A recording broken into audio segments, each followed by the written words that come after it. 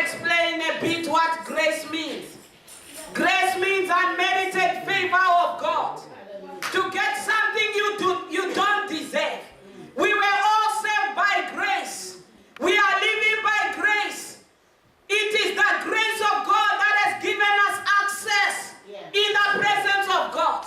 Otherwise, you and me, we are not worthy. Because we have come short of His glory. We are not worthy to go to the mercy seat. We are not worthy to go at His feet. But the grace of God has given us access. The word of God has opened the way. Unmerited favor. The amazing grace of God has picked you from darkness. It was grace that picked you from confusion. It was grace that picked you from sin. It was grace that picked you from idol worshiping. It was the grace that has lifted you up. You are here today by the grace of God. We are all called the children of God now because of the grace. Amazing grace of God. That is why I thought you were so disturbed maybe and saying, why are we praying this prayer of saying, unusual grace upon my life? Because I have looked all the past years and the past days. We need to be at a place where grace will work on your behalf. You need to be rooted at a place where grace will speak on your behalf. What happens in the church usually is most Christians are at an area where grace is not there. And it is dangerous to worship the Lord without grace.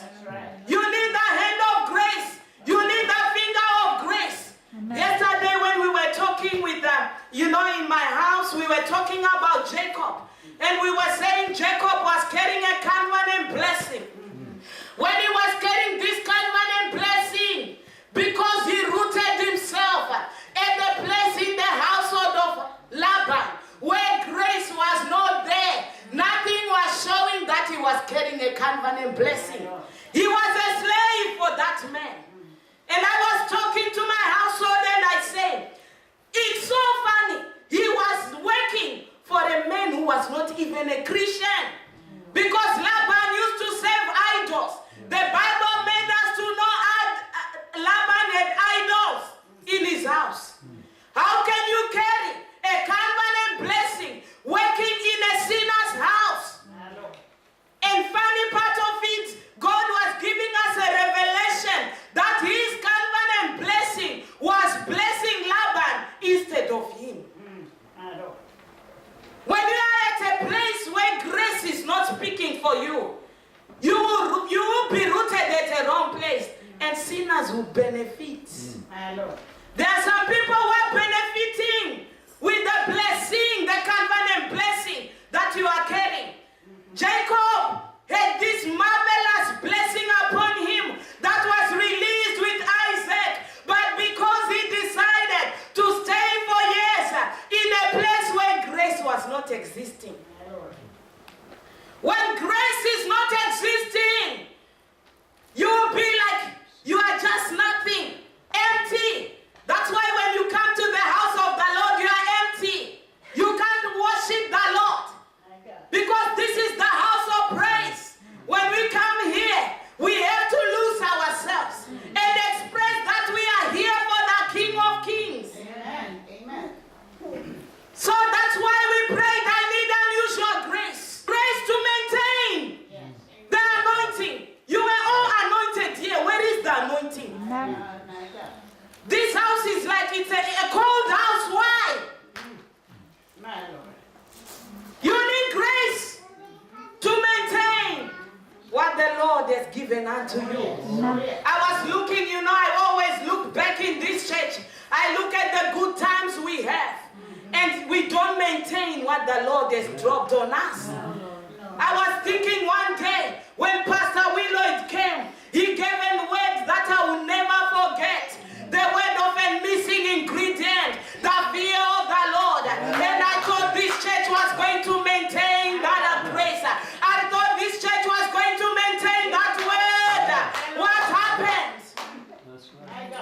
You need grace. Amen. You are rooted where grace is not there. You know, when I was blessing my daughter this year, she was 18 in March. The prayer I said to her is, God Almighty, let not my daughter be rooted where grace will not speak for her. That was a motherly blessing that I released. Let grace not make my daughter be a vagabond. Amen. If you are at a place where grace is speaking, there will be revival. Jesus. That's why unusual grace, this month of grace. What happened this morning? I thought this house was going to be on fire. What has happened? We have stilled it. Have you allowed the enemy to come? Pastor Sam said while you were asleep, the enemy came and stole. You have allowed the enemy. You have opened the door. The enemy has come to take in the seed. That's why I was even saying to you, tell your neighbor I'm a seed of the supernatural. Because if you are a seed of the supernatural, even if you are on the ground, soil cannot hide who you are. You cannot be covered. You cannot be hidden. A seed of the supernatural it always come out, and it is always fruitful. Unusual grace. You need grace. We need grace. I need grace. We all need grace of God. Amen. When you don't have the grace of God speaking on your behalf, you find things are not moving. You are blessed. Now you know Christians, we make as if God is not performing miracles anymore. Why are you letting the cross of Calvary lose value? Amen. You are making the cross of the blood of Jesus as if it does not have value.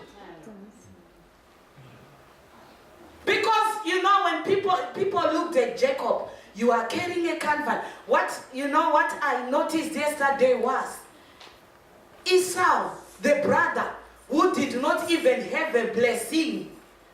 The Bible said the one who had the covenant blessing went to uncle's house, Laban. And Esau, who was empty-handed. But the Bible said where he went, he was building cities. That's why you are looking at the world and you think the world it is well. They are prospering. And you as a child of God, you carry a covenant blessing of Abraham. You've got the covenant of peace. The covenant of peace means prosperity, your well-being, everything well with you. But why is it Jacob was working for Laban and Esau was building cities? Even when Jacob met Esau, Esau said, my brother, I have more than enough. I have more than enough. But the day he found grace with the Lord, the Lord gave Jacob an idea. One day when God wanted to deliver him, grace arrived. Grace located him. Grace found him. And grace gave him an idea. And said, Jacob, let me put wisdom inside of you for you to prosper. You know, when grace is now speaking on your behalf, he was given an idea that he had so much flock. And one marvelous thing that happened was grace was now speaking on his behalf. He now knew, his eyes were now open, that he was on the wrong place. All these years he didn't know I was at the wrong place where grace is not there. The day he decided to say, my wives, my children, my flocks, let us go. We are moving from this place of coldness. We are now moving on this place of barrenness. The place of sorrow and pain. You want to sing for the Lord. Why is it you are finding it difficult to jump for the Lord? And Jacob said, my family, let us go. And now grace was making the crooked way straighter. And grace was breaking all the iron doors. And grace made the way. Grace was leading him. And the Bible said he had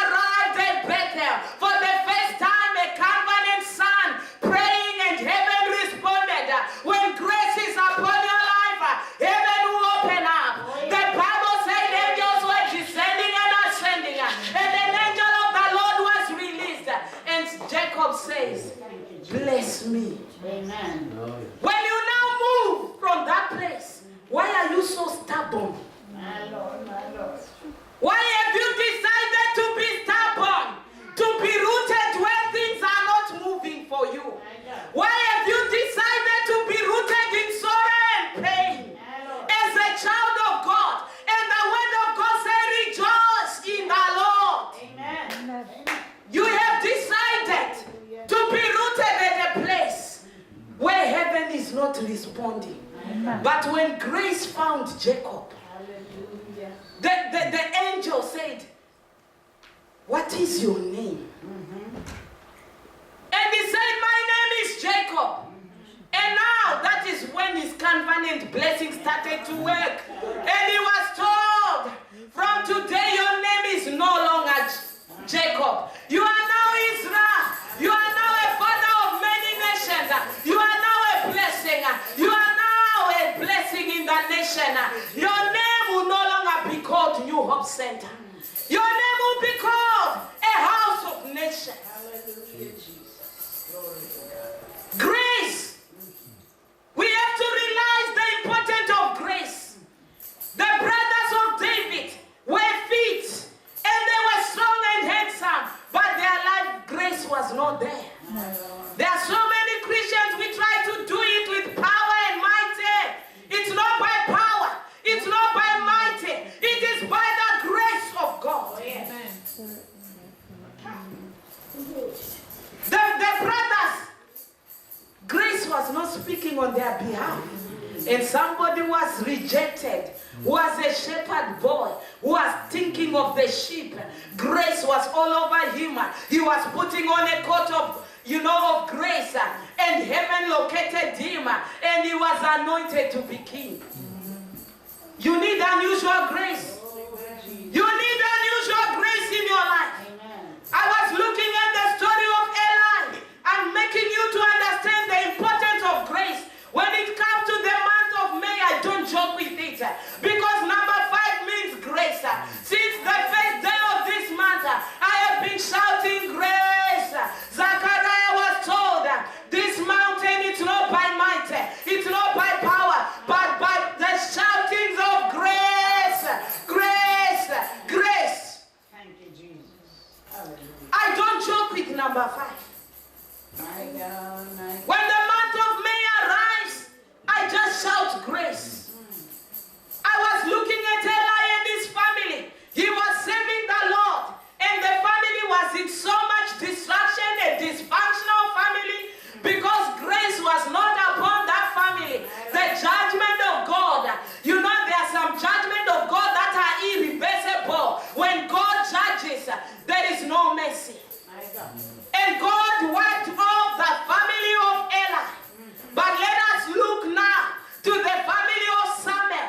Did the same mistake the family of Eli did. But because the family of Samuel was overshadowed with grace, God had mercy on that family. The same mistake, but different judgment. Why? Because grace was speaking on their behalf. Unusual grace, people of God. You need that grace. Grace means you find favor with men, favor with God.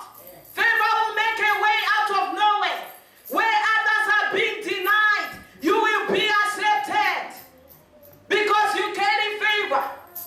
You are walking in power. You are walking in miracles. You live a life of favor. Why? Because you are wearing a coat of grace. Unusual grace this month. You need grace to maintain the salvation of the Lord. You need grace to maintain your deliverance. Why is it you were delivered last year, you are still, this year you need to be delivered, you still repeat the same thing. Why? Because you don't have the grace to maintain the healing. You testify today and tomorrow it's gone. Why? You need grace to keep the things of God permanent upon your life. We want to read the word of God now. Because we have just come in the month of in the revival breakthrough. And we all know we are anointed to pray and break through. An anointed person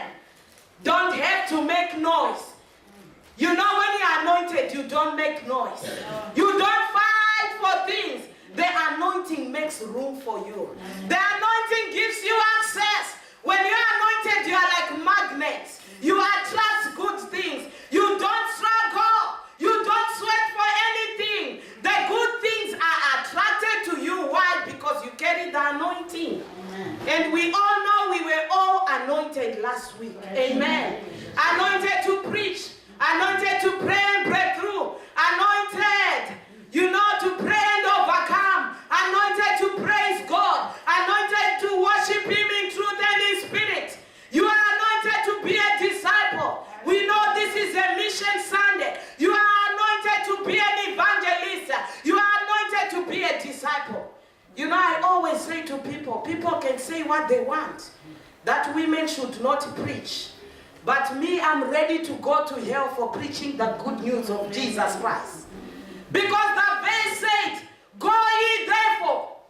It did not say go ye men, only men. No. It said go ye therefore and preach the word of God. Amen. I am ready to preach the word of Jesus Christ until He comes again. Go ye therefore. Do not let the enemy tell you, you are a woman, you can't lay hands on somebody. You can preach. Because to God there is no male, no female. Amen. We are all created as men of God, in the image of God. Amen. And yesterday I was reading when it says, Tabitha was a disciple. If the Bible could write that Tabitha was a disciple as a woman, what are you trying to communicate here? Women rise up, preach the gospel, make exploits, make an impact, change your family, change your generation. Where are the Deborahs? Until Deborah arise. Deborah was a woman, but she arose and made a difference. Yes, amen.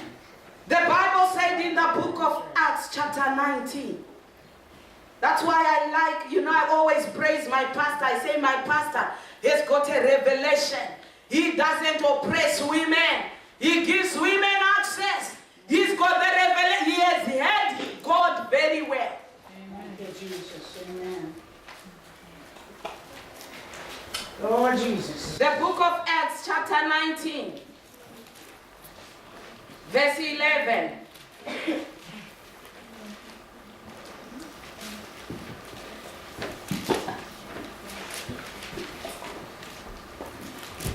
The book of Acts chapter 19 verse 11. Now God, the creator of heavens and earth, now God, the owner of the land, now God, the Almighty, now God, the Alpha and the Omega, now God, the great I am, now God, the Most High God, now God. Wait, it was God who went. It was God who went. It was the owner of the land, the master of the universe. Now God worked unusual miracles by the hands of Paul. Now God worked unusual miracles. We know we have all anointed last week, and I have brought this word to just carry on from last week. I have come to announce to you, women and men of God, disciples of Jesus Christ, generals of Jesus Christ, planet shakers, world changers, that God is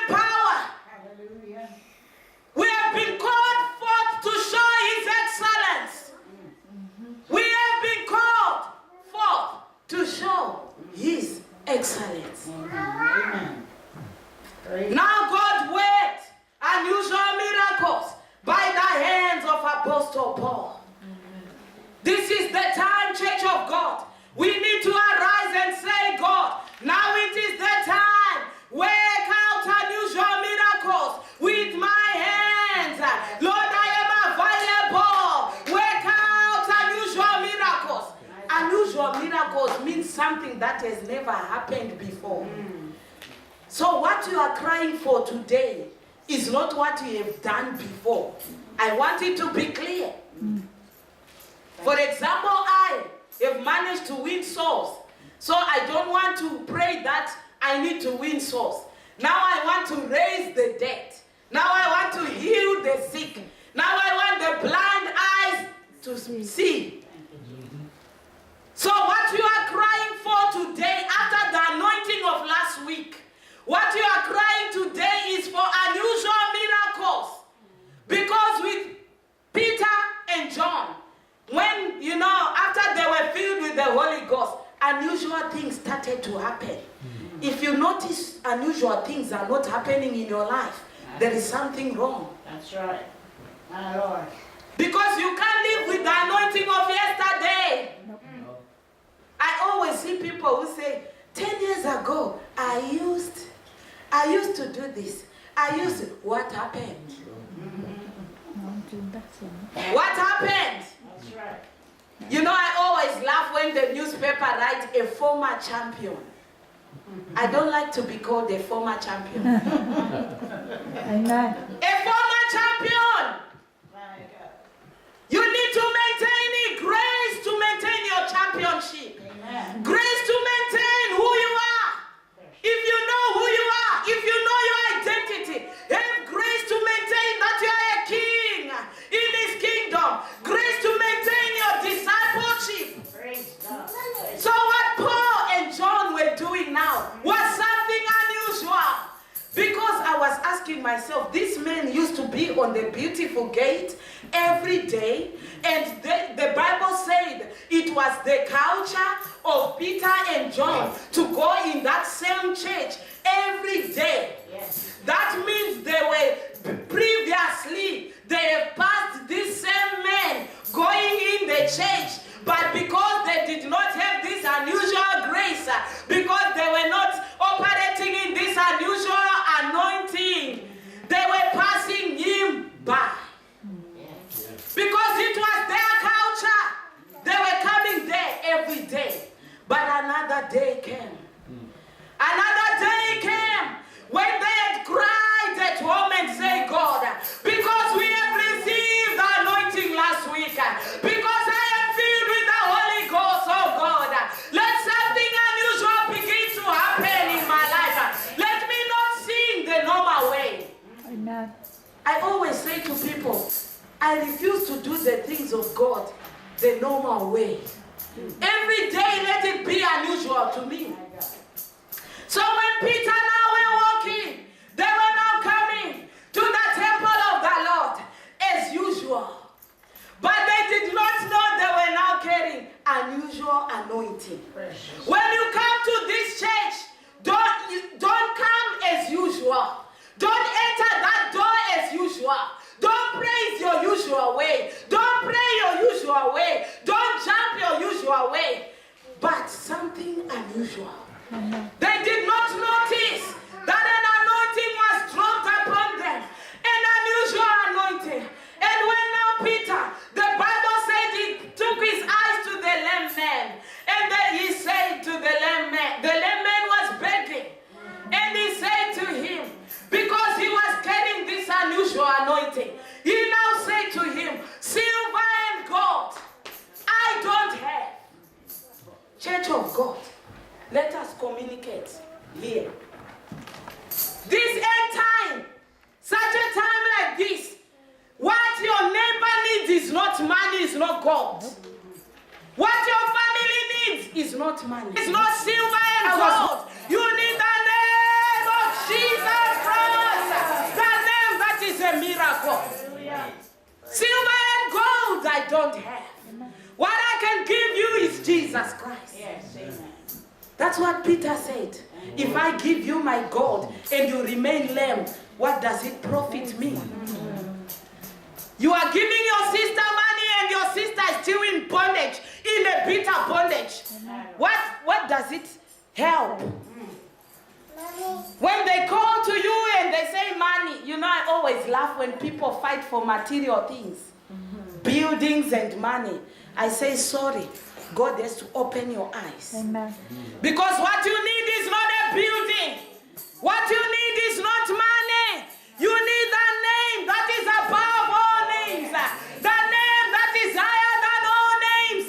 The name of Jesus Christ. Amen. Unusual miracles. This is the time to say to your family, this is your time to say, silver and gold I don't have, but what I have is the anointing to change your situation. This is the grace that is upon my life. And God worked unusual miracles with Paul. Paul was carrying this unusual anointing. That is shadow. They said his shadow was healing people.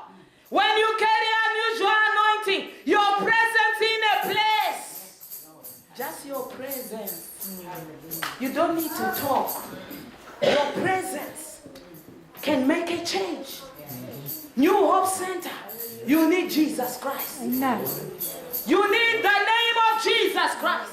Peter and John said, if I give you money and you remain begging, you haven't made an impact. Nope. If you help your family and you don't give them Jesus, you are not doing anything. They need Jesus. Amen. They need Jesus Christ. Unusual miracles. And the Bible said through the hands of Peter and John, all people were healed. Demons were cast out. You know, things were happening. The city was turned upside down. Because they were carrying grace. And they were operating under an unusual anointing. Why do you want to still worship the same way? Why do you want to still praise the same way? You still want to do it the same way. Why? This is the time to do it unusual. Come in an unusual way. Don't be too familiar. But the moment you come unusual, you attract heaven. You attract heaven.